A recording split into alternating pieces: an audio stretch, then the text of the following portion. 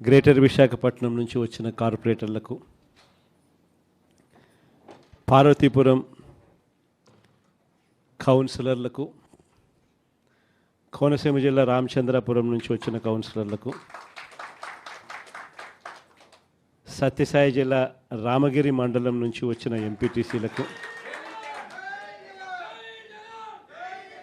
అదేవిధంగా పాలకొల్లు నియోజకవర్గం యలమంచి మండలం నుంచి వచ్చిన ఎంపీటీసీలందరినీ కూడా మీ అందరితో కూడా ఈరోజు సమావేశం కావడం చాలా ఆనందంగా ఉందని చెప్పడానికి సంతోషపడతా ఉన్నా.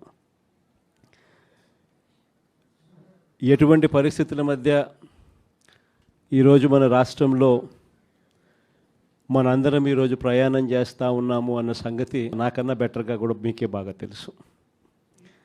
ఎందుకనంటే ఈరోజు ఒక రాక్షస యుగంలో ఉన్నాం. నేను మొన్న ఎవరో నా దగ్గరికి వస్తూ ఉన్నప్పుడు కూడా నేను ఏదో అంటూ ఉంటే, కలియుగంలో రాజకీయాలు చేయాలి అని అంటే ఈ యుగం చంద్రబాబు యుగంలో రాజకీయాలు చేయాలి అని అంటే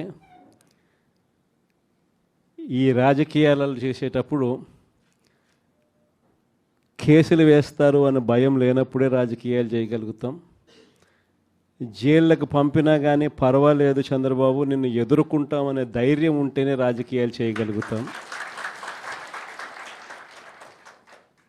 అలా ఉండగలిగిన తెగువ ఎవరికైనా ఉంటేనే రాజకీయాల్లో ఉండగలగాలి, చేయగలగాలి అనేది మాత్రమే ఈ కలియుగంలో మనం నేర్చుకుంటా ఉన్న పాఠం అని చెప్పి చెప్తా ఉంటాం.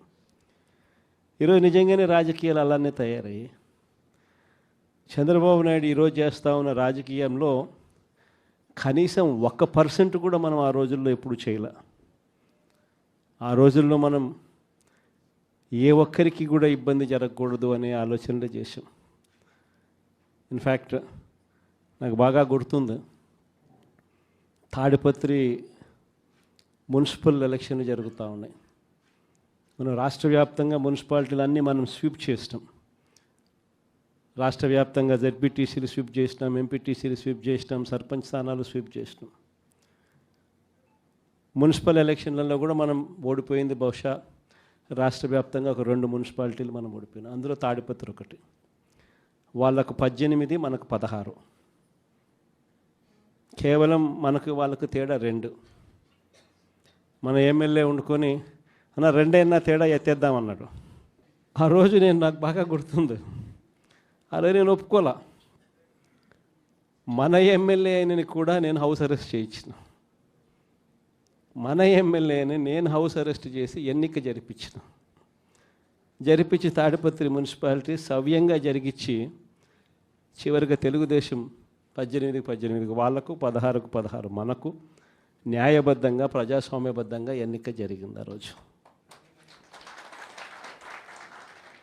కానీ ఈరోజు చూస్తే పరిస్థితి ఎలా ఉంది అని చెప్పి ఒకసారి చూస్తే, మనమేమో అప్పట్లో జగనన్నకు చెబుదామని చెప్పి ఒక టెలిఫోన్ నెంబర్ ఇచ్చా, స్పందన అని ఒక ప్రోగ్రాం కూడా పెట్టా.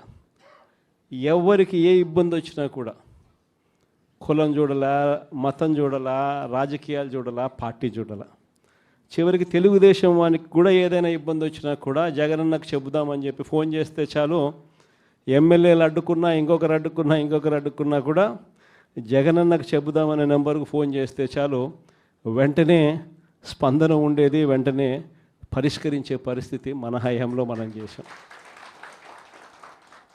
స్పందన అని ఒక ప్రోగ్రాం పెట్టాం. ప్రతి వారము ఆ స్పందన అనే ప్రోగ్రాంలో కలెక్టర్లు ఖచ్చితంగా ఉండేట్టుగా, ఎస్పీలు కరెక్ట్గా ఉండేట్టుగా డేట్ ఇచ్చి ప్రతి వారం రోజు జరిగేట్టుగా చూసుకొని, కలెక్టర్ల దగ్గర నుంచి మొదలైతే మండలాలలో మండల ఇన్ఛార్జీల వరకు కూడా ఆ స్పందన ప్రోగ్రాంలో పార్టిసిపేట్ చేసే పరిస్థితి.